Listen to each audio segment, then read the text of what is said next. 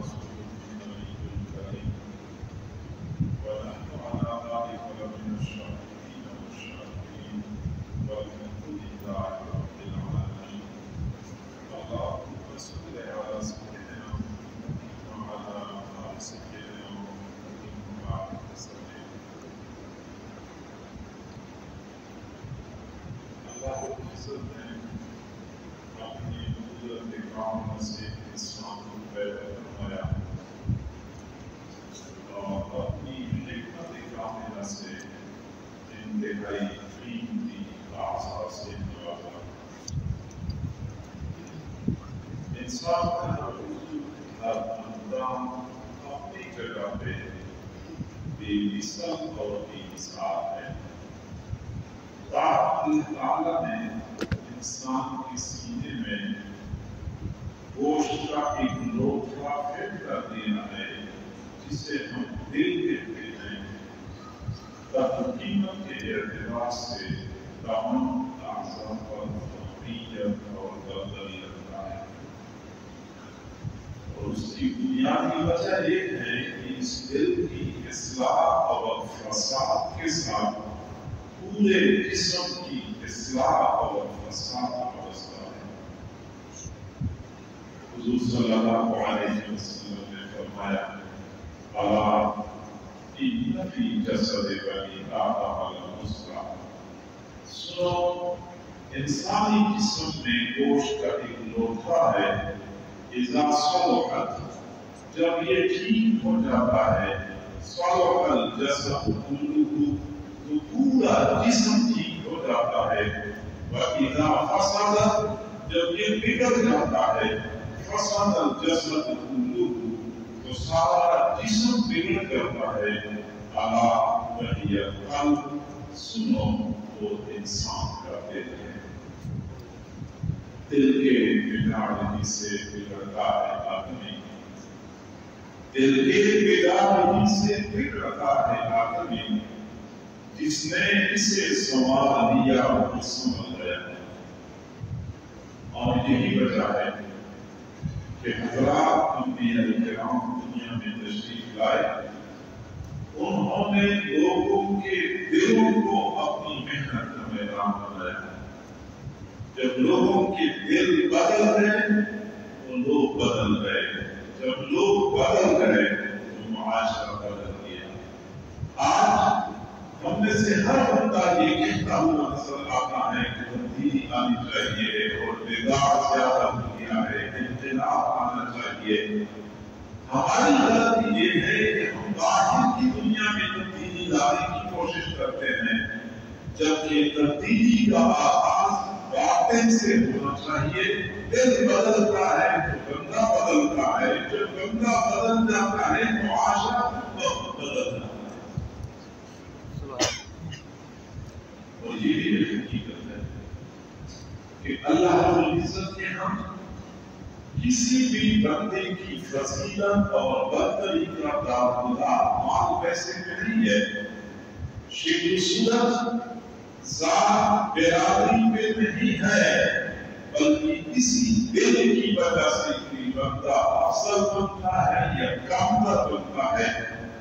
حضور صلی اللہ علیہ وسلم نے فرمایا إِنَّ اللَّهَ لَا يَنظُرُ إِلَىٰ صُوَرِكُمْ وَلَا إِلَىٰ أَمْوَالِكُمْ، اللہ تعالیٰ نہیں دیکھتا تمہاری صورتوں کو، کون خوبصورت ہے کون بدصورت ہے. وَلَا إِلَىٰ أَمْوَالِكُمْ، اللہ تعالیٰ نہیں دیکھتا تمہارے اموال کو، کون مالدار ہے کون غریب ہے. وَلَٰكِنْ يَنظُرُ إِلَىٰ قُلُوبِكُمْ، اللہ تعالیٰ تمہارے دلوں کو دیکھ رہا ہے، کس کا دل سوتا ہوا ہے اور کس کا دل بیٹھا ہوا ہے. اللہ رب العزت کے ہاں بندے کی قدر و قیمت کا معیار اس کا دل ہے. دل بنا ہوا ہو، ظاہر میں بندہ دنیا والوں کی نظر میں کتنا ہی بے حیثیت کیوں نہ ہو، اللہ کے ہاں اس کا بڑا مقام اور مرتبہ. امام شافعی رحمۃ اللہ علیہ ایک حمام میں نہانے کے لیے تشریف لے گئے. کپڑے سیدھے سادے پہنتے تھے، ظاہری صورت میں کوئی ایسے نظر نہیں آتے تھے کہ بہت بڑی شخصیت ہے۔ جب حمام والے نے دیکھا تو سمجھ گیا کہ کوئی غریب بندہ آیا ہوا ہے، پتہ نہیں اس کے پاس پیسے ہوں گے یا نہیں ہوں گے، لیکن چونکہ آیا ہے تو ویسے واپس بھیجنا مناسب نہیں۔ امام شافعی رحمۃ اللہ علیہ کو ایک ایسے غسل خانے میں نہانے کے لیے بھیجا جہاں پہ صفائی ستھرائی کا کوئی خاص انتظام نہیں تھا، پانی بھی معقول نہیں تھا، دوسرے انتظامات بھی پورے نہیں تھے۔ امام شافعی رحمۃ اللہ علیہ حمام والے کی نیت سمجھ گئے، ویسے ہی باہر نکل آئے اور اپنے غلام کو فرمایا کہ آپ کے پاس کتنے پیسے ہیں؟ غلام نے کہا میرے پاس 100 درہم ہے۔ فرمایا کہ یہ 100 کے 100 درہم حمام والے کو دے دو۔ اب اس وقت نہانے کے لیے 1 درہم کافی ہوتا تھا۔ امام شافعی نے فرمایا کہ سارے حمام والے کو دے دو، اور ساتھ یہ بھی فرمایا کہ میں نے تیرے حمام میں نہانا بھی نہیں۔ حمام والا حیران رہ گیا کہ میرا خیال تھا کہ اس کے پاس 1 درہم نہیں ہوگا، یہ 100 درہم دلوا رہا ہے۔ قرآن کہتا ہے کہ میں نے نہانا بھی نہیں ہے۔ امام شافعی رحمۃ اللہ علیہ ایسے باہر نکلے اور راستے پہ کھڑے ہو گئے، 2 قیمتی شعر پڑھے یاد رکھنے کے قابل ہیں۔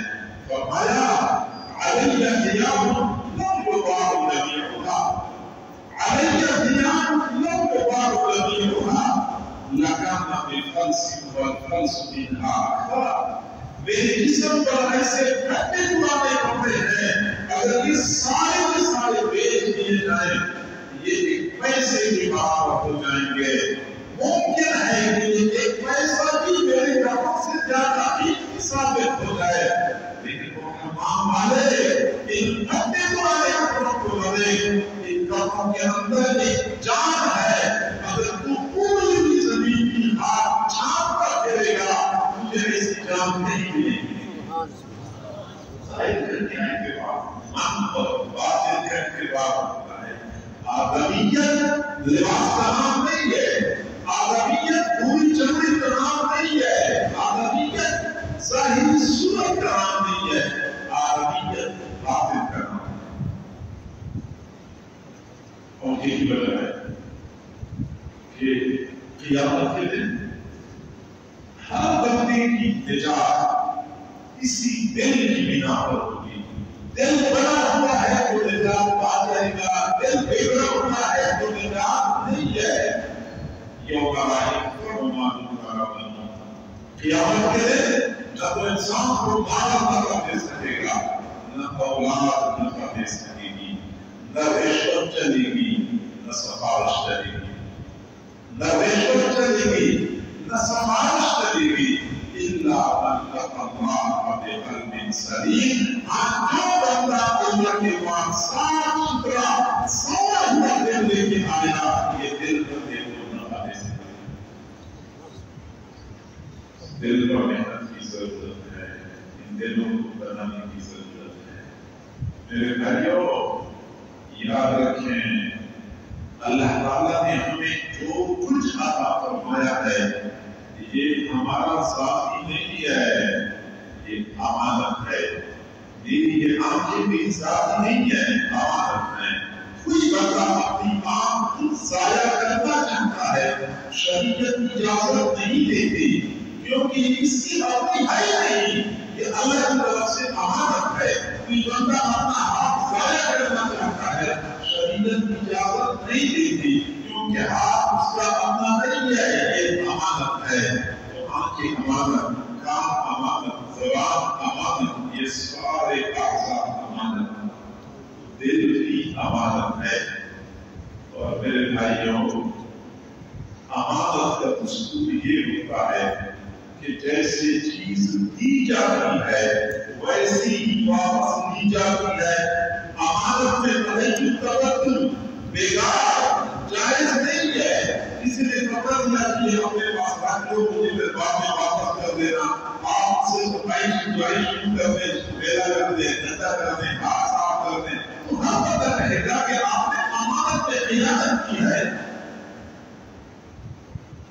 ہمارے پاس یہ دل اللہ کی طرف سے امانت ہے، اور جب دل بندے کو ملتا ہے یہ بالکل صاف ستھرا ہوتا ہے۔ بچہ جب پیدا ہوتا ہے تو اس کے دل میں حسد نہیں ہوتا، کینہ نہیں ہوتا، حرص نہیں ہوتا، لالچ نہیں ہوتا، غیر اللہ کی محبت نہیں ہوتی۔ تمام تر آلائشوں سے، تمام تر گندگیوں سے یہ دل صاف ستھرا ہوتا ہے۔ بچے کے دل میں محبت نہیں ہوتا، کینہ نہیں ہوتا، صاف ستھرا دل ہوتا ہے۔ ان کے دل اگر ہم نے ایسا ہی صاف ستھرا دل اللہ کے حضور پیش کر دیا تو اللہ ہم سے قبول کر لے گا، اس کے بدلے میں ہماری نجات ہو جائے گی۔ ورنہ جیسے ہم نے اپنے دلوں کو بگاڑ دیا ہے، دلوں کو گند خانہ بنایا ہوا ہے، یہ گند خانہ اللہ کو نہیں چاہیے۔ تکبر اسی میں ہے، حسد اسی میں ہے، غیر اللہ کی محبت اسی میں ہے، کینہ اسی میں ہے، بغض اسی میں ہے۔ یہ دل نہیں کوڑا دان بنا ہوا ہے، اللہ کو کوڑا دان کی کوئی ضرورت نہیں۔ ہم جب گناہ کرتے ہیں تو ہمارے گناہ کا اثر براہ راست دل پہ پڑتا ہے۔ قرآن عظیم الشان اس بات پہ گواہ ہے کہ گناہ کا اثر جب دل پہ پڑتا ہے تو دل 4 طرح کے اثرات قبول کرتا ہے، 4 طرح کی تبدیلیاں قبول کرتا ہے۔ سب سے پہلا اثر، دل اندھا ہو جاتا ہے، دل اندھا ہو جاتا ہے۔ جی ہاں، آپ سوچ رہے ہوں گے کہ دل بھی اندھا ہوتا ہے۔ جی ہاں، دل اندھا ہوتا ہے۔ فَإِنَّهَا لَا تَعْمَى الْأَبْصَارُ وَلَكِنْ تَعْمَى الْقُلُوبُ الَّتِي فِي الصُّدُورِ۔ یہ آنکھیں اندھی نہیں ہوتی، دل اندھے ہو جاتے ہیں سینے میں، یہ سینے کے اندر کا دل اندھا ہو جاتا ہے۔ حضرت خالد بن معدان رحمہ اللہ فرمایا کرتے تھے، مَا مِنْكُم مِّنْ أَحَدٍ إِلَّا وَلَهُ 4 أَعْيُنٍ۔ تم میں سے ہر بندے کو اللہ نے 4 آنکھیں عطا فرمائی ہے۔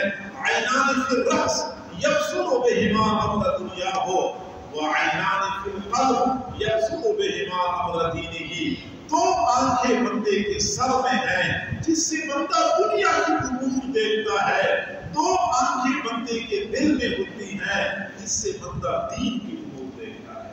یہ سر کی آنکھیں اندھی ہو جائیں تو بندہ بصارت سے محروم ہو جاتا ہے، دل کی آنکھیں اندھی ہو جائیں بندہ بصیرت سے محروم ہو جاتا ہے۔ یہ آنکھیں اندھی ہو جائیں بندے کو یہ راستہ نظر نہیں آتا، در در کی ٹھوکریں کھاتا ہے۔ دل کی آنکھیں اندھی ہو جائیں بندے کو دین کا راستہ نظر نہیں آتا، در در کی ٹھوکریں کھاتا رہتا ہے۔ یہ دل اندھا ہو جاتا ہے۔ جب دل اندھا ہوتا ہے تو بندے کو حق باطل نظر آتا ہے اور باطل حق نظر آتا ہے۔ آپ نے نہیں دیکھا ہمارے کسی معاشرے میں کتنے ایسے لوگ ہیں، آپ اس کو بھی دین کی بات کریں تو وہ دین کے کام میں 1000 عیوب گن گن کے بتا دے گا۔ اگر آپ اس کو کسی گناہ سے روکے تو گناہ کے اندر 1000 خوبیاں گن گن کے بتا دے گا کہ اس عمل میں یہ خوبی ہے اور یہ خوبی ہے۔ یہ دل کے اندھے پن کی نشانی ہوتی ہے کہ بندے کو حق باطل نظر آتا ہے اور باطل حق نظر آتا ہے، دل اندھا ہو جاتا ہے۔ حق پہچاننا بندے کے لیے دشوار ہوتا ہے، اور اس کے بالمقابل جو لوگ گناہوں سے بچتے ہیں، تقویٰ بھری زندگی گزارتے ہیں، ان کا حال یہ ہوتا ہے کہ دل میں اللہ ایک نور جلتا کرتا ہے اور اس نور کے ذریعے حق اور باطل کو پہچاننا آسان ہو جاتا ہے۔ اتقوا اللہ یجعل لکم فرقانا، تم تقویٰ اختیار کرو گے اللہ تمہیں نور فرقان عطا کر دے گا۔ نور فرقان کیا ہوتا ہے؟ النور الفارق بین الحق والباطل، یہ ایک نور ہوتا ہے جو متقی بندے کے دل میں ڈال دیا جاتا ہے اور وہی نور قدم قدم پہ بندے کی رہنمائی کرتا ہے، بندے کو بتاتا ہے کہ یہ جائز ہے، یہ ناجائز ہے، یہ حلال ہے، یہ حرام ہے، یہ کرنا چاہیے، یہ نہیں کرنا چاہیے، یہ اندر کا نور بندے کی رہنمائی کرتا ہے۔ حلال و حرام کا پہچان کرنا دشوار نہیں ہوتا، جائز ناجائز بندے کے لیے واضح ہو جاتا ہے۔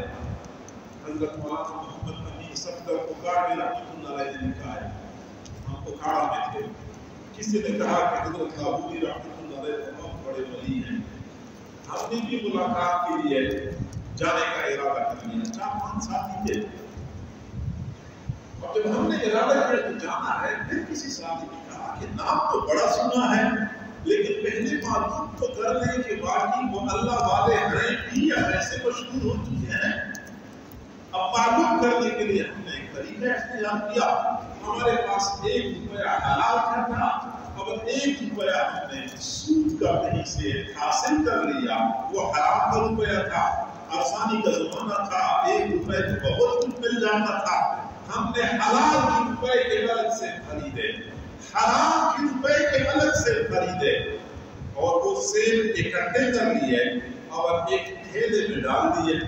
بخارا سے ہم لاہور گئے، حضرت لاہوری سے ملاقات ہوئی، ملاقات کے بعد ہم نے حضرت کو تھیلا پیش کیا، حضرت آپ کے لیے ہدیہ لے کے آئے ہیں۔ حضرت لاہوری رحمۃ اللہ علیہ نے تھیلے کا منہ کھولا، پھر ہماری طرف دیکھا، مسکرائے، فرمایا یہ ہدیہ ہے یا امتحان ہے؟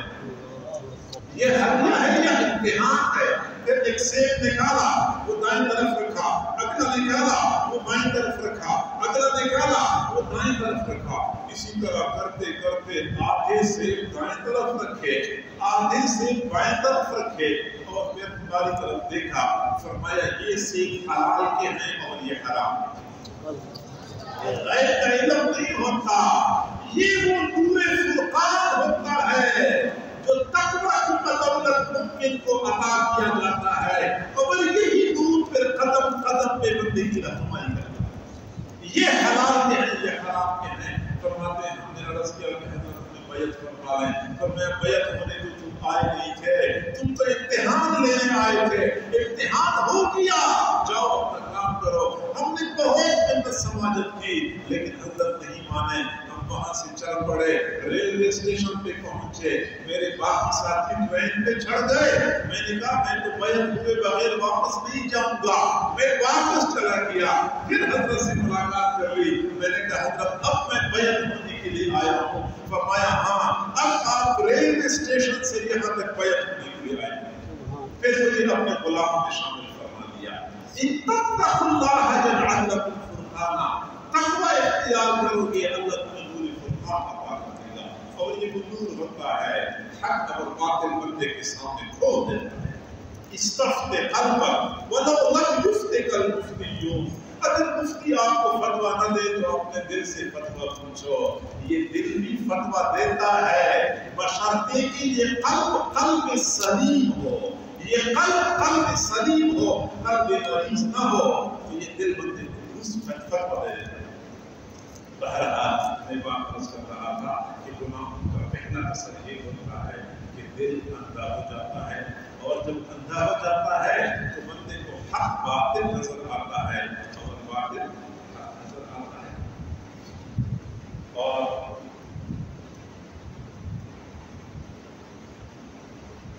ہمارے علاقے میں ایک ڈاکٹر صاحب نے درمیان میں کچھ لمحوں کا اظہار کیا۔ ڈاکٹر صاحب نیک آدمی ہیں، تو اس زمانے میں یہ واٹس ایپ اور یہ سلسلہ نہیں ہوتا تھا، تو سادہ میسج لوگ بھیجتے تھے ایک دوسرے کے پاس، تو ڈاکٹر صاحب نے میرے پاس روزانہ کی بنیادوں پہ ایک میسج بھیجنا شروع کر دیا۔ وہ قرآن پاک کی آیت ہوتی تھی، اس کا ترجمہ ہوتا تھا، اور ساتھ ڈاکٹر صاحب مجھے بتایا کرتے تھے کہ آپ کے پاس میں اس لیے بھیجتا ہوں کہ آپ ذرا اس کی درستگی فرمایا کریں، کیونکہ میں نے یہی ترجمہ بہت سارے دوستوں کو بھیجنا ہوتا ہے، روزانہ ایک آیت کا ترجمہ میں دوستوں کو پہنچاتا ہوں تاکہ لوگ قرآن کو سمجھ لیں۔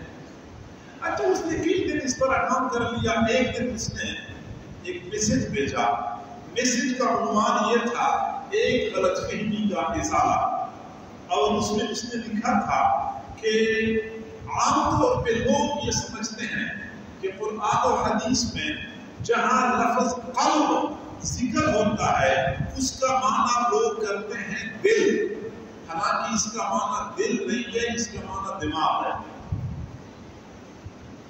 یہ لوگوں کو مبالغہ ہوا ہے، اس کا معنی دماغ ہے۔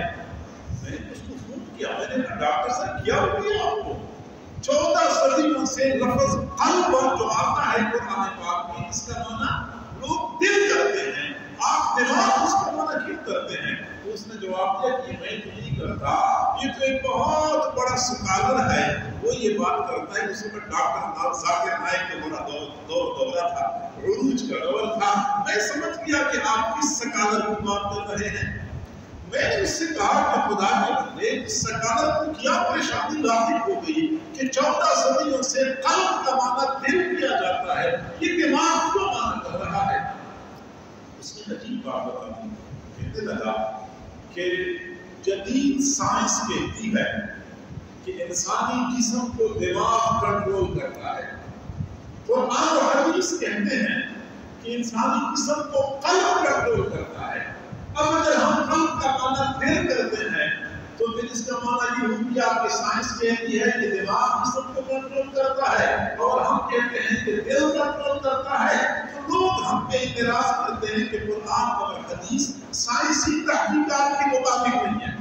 اب سکالر نے کیا کر دیا کہ قرآن و حدیث کو سائنسی تحقیقات کے مطابق بنانے کے لیے اس نے یہ طریقہ اختیار کر لیا کہ بھائی جہاں قلب ذکر ہوتا ہے اس کا معنی دماغ ہے، تاکہ یہ سائنس کے ساتھ ہماری مطابقت ہو جائے۔ میں نے اس سے پہلی بات یہ کر لی کہ اگر اس طرح مطابقت کر لی تو پھر کتنے غیر مسلم مسلمان ہو گئے۔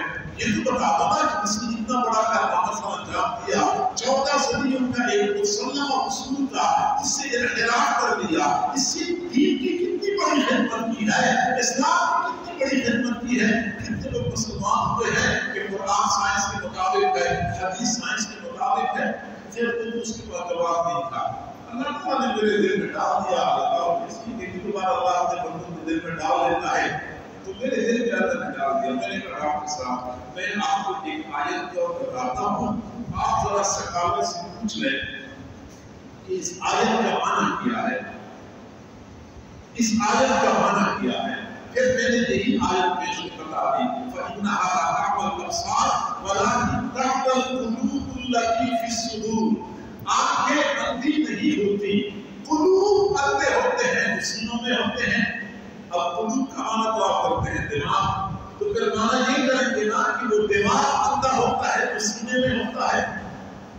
فَإِنَّهَا لَا تَعْمَى الْأَبْصَارُ، آنکھیں اندھی نہیں ہوتی، قلوب اندھے ہوتے ہیں جو سینوں میں ہوتے ہیں۔ اور قلوب سے مراد دماغ ہے، تو پھر معنی یہ بنے گا کہ وہ دماغ اندھا ہوتا ہے جو سینے میں ہوتا ہے۔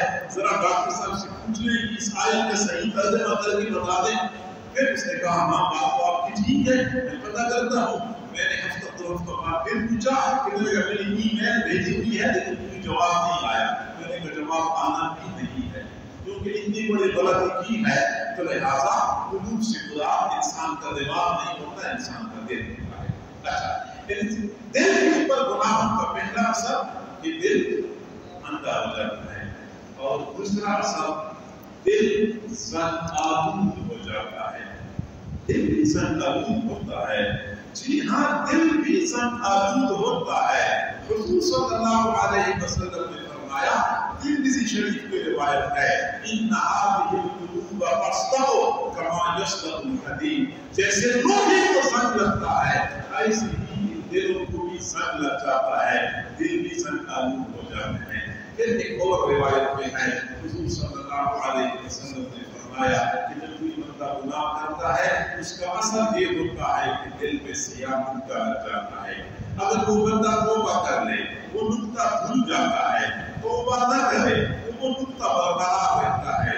وہ اگلا گناہ کر لے اگلا نقطہ لگ جاتا ہے، اگلا گناہ کر لے اگلا نقطہ لگ جاتا ہے، یہاں تک کہ نقطے لگتے لگتے دل مکمل سیاہ ہو جاتا ہے۔ پھر حضور نے فرمایا کہ اللہ تعالیٰ نے ایسے سیاہ دل کے بارے میں فرمایا، کلا بران علی قلوبہم ما کانوا یکسبون، ان کے کرتوتوں نے، ان کے گناہوں نے ان کے دلوں پر زنگ لگا دیا ہے۔ گناہ کی وجہ سے دل زن آلود ہو جاتا ہے، اور جب دل زن آلود ہوتا ہے تو اس کا نتیجہ یہ ہوتا ہے کہ بندہ نیک اعمال کی لذت سے ناآشنا ہو جاتا ہے۔ نیک اعمال کرتا ہے کوئی لذت محسوس نہیں ہوتی، جیسے بندے کو بخار ہو جائے، طبیعت میں صفرا کا حلوہ ہو، منہ کا ذائقہ کڑوا ہو جاتا ہے، تو بندہ میٹھا دودھ بھی کھائے اس کو کڑوا محسوس ہوتا ہے، میٹھا شہد چاٹ لے شہد بھی اس کو کڑوا محسوس ہوتا ہے، کیونکہ منہ کا ذائقہ حرام ہے۔ ایسے ہی جب دل زن آلود ہو جاتا ہے تو نیک اعمال کی لذت سے بندہ ناآشنا ہو جاتا ہے، نماز پڑھتا ہے لیکن اس کو نہیں پتا کہ سجدے میں کیا سکون ملتا ہے، تلاوت کرتا ہے اس کو نہیں محسوس ہوتا کہ تلاوت کرنے سے کیا لطف ملتا ہے، وہ اللہ اللہ کرتا ہے لیکن اس کو نہیں معلوم ہوتا کہ اللہ اللہ کرنے سے بندے کا جسم شیر و شکر کیسے بن جاتا ہے، نہیں پتا۔ میرے بھائیوں یاد رکھیں، جیسے مادی دنیا میں کچھ لذات ہیں ایسے ہی روحانی دنیا میں بھی کچھ لذات ہیں۔ مادی دنیا کی اپنی لذات ہیں، روحانی دنیا کی اپنی لذات ہیں۔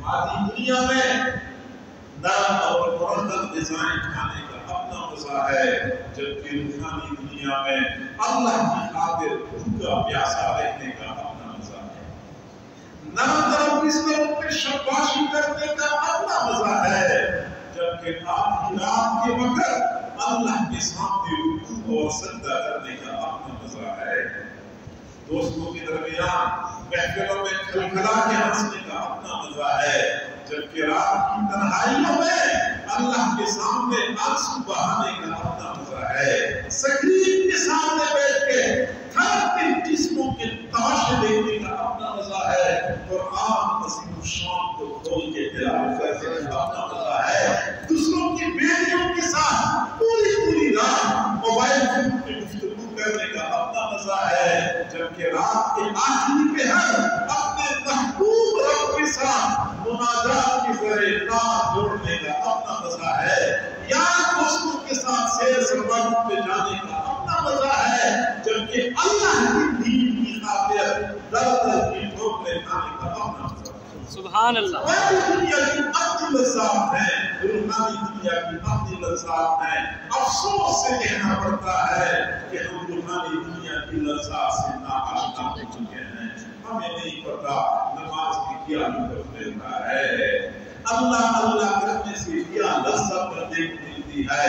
حضرت حاجی امداد اللہ مہاجری مکی رحمۃ اللہ علیہ سے کسی نے عرض کیا، حضرت سنا ہے جنت میں حور و حسود ہوں گے، حور کہتے ہیں حور کو تو معنی واضح ہے، حسود کہتے ہیں محلات کو، جنت میں حور و حسود ہوں گے، فرمایا جی ہاں سنا تو میں نے بھی ہے کہ جنت میں حور و حسود ہوں گے، لیکن میں اگر جنت کیا تو میں تو کہوں گا اللہ مجھے نہ حور چاہیے نہ حسود چاہیے، مجھے عرش کے نیچے ایک مصلی بچھانے کی جگہ چاہیے، میں مصلی بچھاؤں اور اللہ کے سامنے نماز